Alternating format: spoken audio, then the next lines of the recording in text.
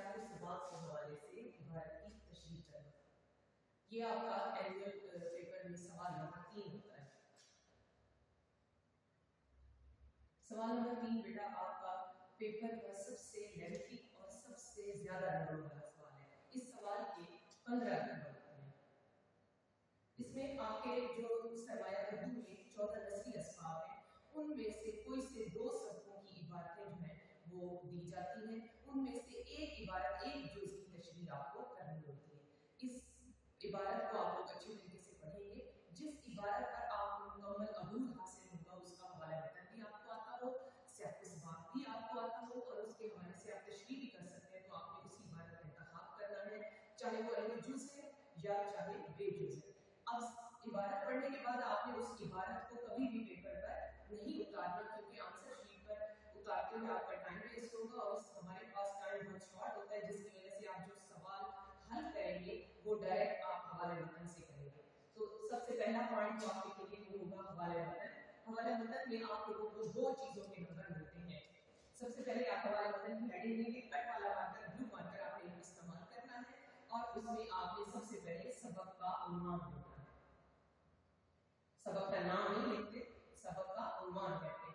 फर्ज किया आपका पहला सबक आ गया या दूसरा सबक अपनी मदद आप आ गया, तो आप उसका पैराग्राफ करें तो आप लिखेंगे सबक का उन्वान अपनी मदद आप। इसके बाद आप सबक के उन्वान के बाद आप सबक मुसन्निफ का नाम लिखेंगे।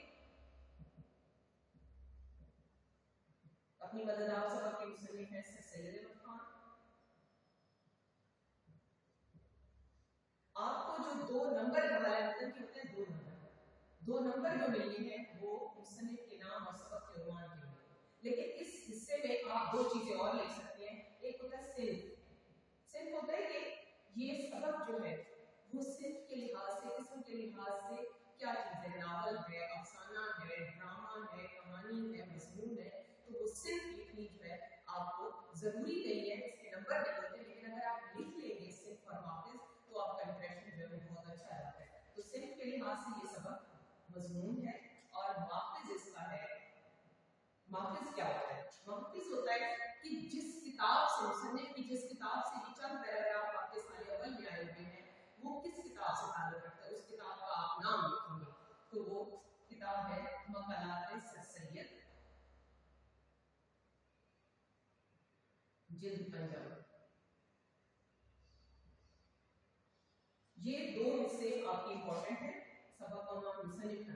अगर आपको ये दोनों सिर्फ और माफिज बहुत अच्छे तरीके से आते हैं तब आप करें। अगर आपको कंफर्म नहीं है, कोई डाउट है, फिर इसको करने की जरूरत नहीं है, क्योंकि गलत होने से आपका इंप्रेशन जो है वो बुरा चला जाता है।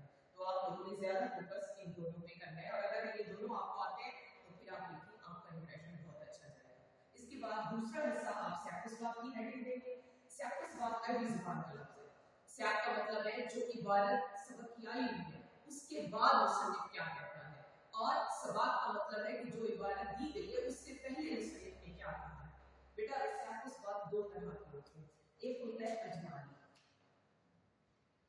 अजमाली में पूरे सबक को आपने मुख्तसर करके उसके अहम पॉइंट्स को 8 से 12 लाइन में लिखना होता है। इसकी हदूद जो होती है वो 8 से 12 लाइन से तजावुज़ ना करें, 8 से कम ना हो, 12 से ज्यादा ना हो, 11, 10 जिस पे भी यहाँ पे खत्म हो जाए। ये आपका सियाक़-उस-सबाक़ होता है। अहम पॉइंट्स को आपने तरतीब वाइज यहाँ पे लिखना होता है। ये होता है अजमाली सियाक़-उस-सबाक़। दूसरा सियाक़-उस-सबाक़ जो होता है वो होता है मिसाली। मिसाली सियाक़-उस-सबाक़ में क्या होता है कि जो इबारत जो इक़्तिबास दिया गया है उससे पहले मुसन्निफ ने क्या कहा है और उसके बाद के पैराग्राफ में मुसन्निफ क्या कहता है। मिसाली सियाक़-उस-सबाक़ भी 8 से 12 लाइन का होता है, लेकिन इसमें एक मुश्किल बच्चों को ये लगती है क्योंकि सबक का कोई भी पैराग्राफ है आपको हर दफा नया पैराग्राफ, नया सियाक़-उस-सबाक़ जो है वो लिखना होगा, क्योंकि हर इबारत जरूरी नहीं है वो दरमियान वाली हो, शुरू और पहले लिखें, शुरू वाली भी आ सकती है, आखिर वाली भी आ सकती है। तो इसके लिए ज्यादातर बच्चों के लिए अजमाली सियाक़-उस-सबाक़ जो है वो आसान होता है, क्योंकि एक ही पैराग्राफ होगा, एक ही जवाब करना होगा।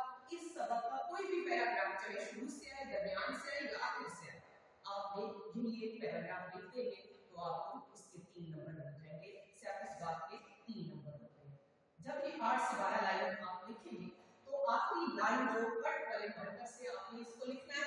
आप इसके आखिर में सिर्फ उस वाक्य के आखिर में लिखेंगे तशरीह तलब इबारत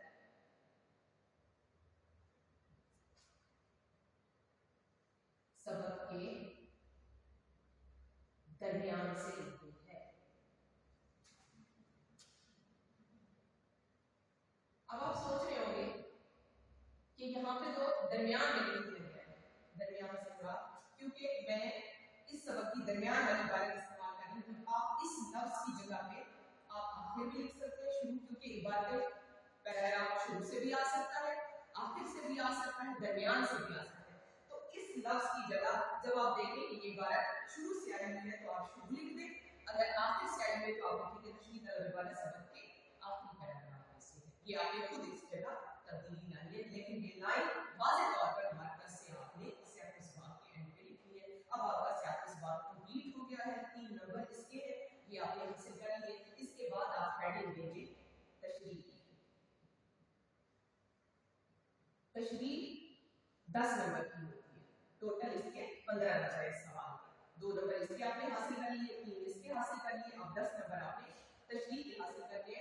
तो तशरीह में सबसे पहले आपने तशरीह की हेडिंग देने के बाद जो मुसन्निफ है, जो पैराग्राफ जिन्होंने लिखा है, जैसे सर सैयद अहमद खान, हम अपनी मदद आपसे ले रहे हैं, तो सर सैयद अहमद खान का 2 से 3 जुमलों में इनका हवाला देंगे, इनका तारुफ करवाएंगे। तारुफ के लिए अलग कोई तारुफ की हेडिंग नहीं देंगे, तशरीह की हेडिंग देंगे और यहीं पर 3 या 2 जुमले आपने सर सैयद अहमद खान के बारे में लिखे और उसके बाद डायरेक्ट आप लिखेंगे तशरीह तलब इबारत में मुसन्निफ सर सैयद अहमद खान जो वो बात कर रहे हैं उसकी तरफ आ जाएंगे।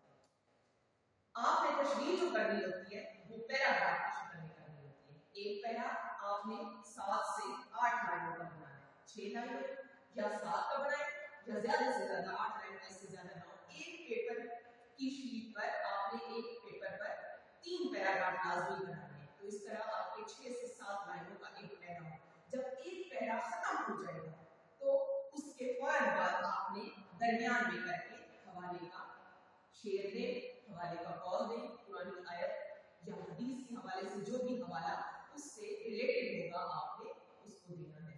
शेर के लिए आप यहाँ बनाएंगे, एक लाइन यहाँ पे लिखेंगे, एक लाइन यहाँ पे, दरमियान में करके आपने लिखनी है। फर्स्ट करेंगे आपका हाशिया लगा।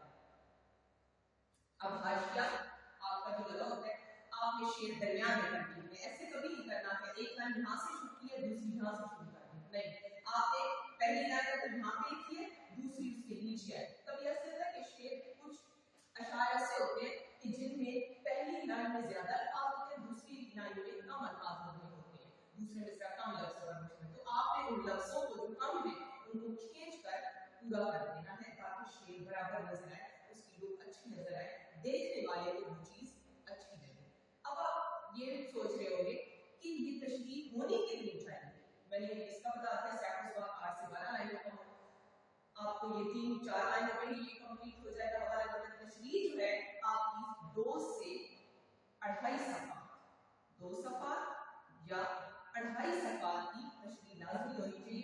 टोटल ये सवाल यानी हवाला मतन से लेकर यहाँ तक 3 या 3.5 सफ़ा का ये सवाल कंप्लीट होना चाहिए। हर पहले के बाद हवाला देना है, फिर तशरीह का पहला लिखेंगे, फिर आप एक हवाला देंगे। इस तरह ये तशरीह के 2 या 2.5 सफ़ा मुकम्मल करने के बाद आपने जैसे ही आपकी तशरीह मुकम्मल होगी नीचे आप ये लाइन लगा देंगे, आपका ये सवाल खत्म हो जाएगा। अजीज तलबा, उम्मीद है आपको सियाक़ सुबाक़ के हवाले से पैराग्राफ की तशरीह करनी और समझ में आ गई होगी। अगले लेक्चर